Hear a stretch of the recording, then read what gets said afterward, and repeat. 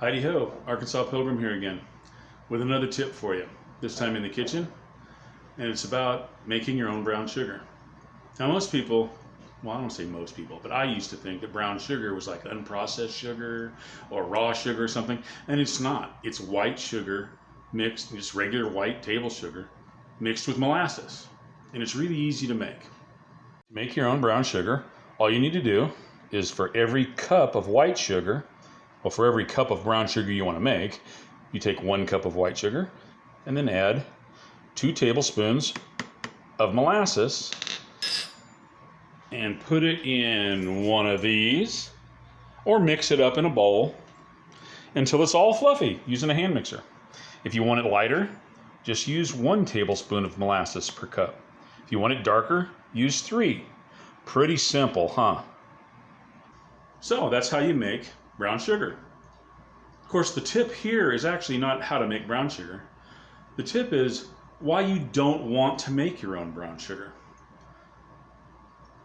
The question is, what are you using the brown sugar for?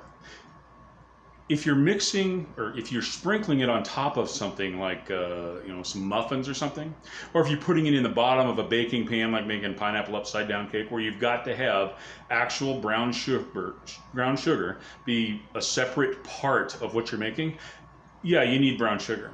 But if you're going to be mixing it into something like chocolate chip cookies, you don't want to use brown sugar. Just think about it. You got this nice, beautiful, fluffy brown sugar, which is pretty cool to make. When you're measuring the brown sugar, you have to compact it into a cup to get the accurate measurement, and then mix it into your dough or batter, and you have to break it all up and get all the lumps out. So if you're going to be mixing it into a batter, there's no reason to mix the molasses into the sugar in the first place.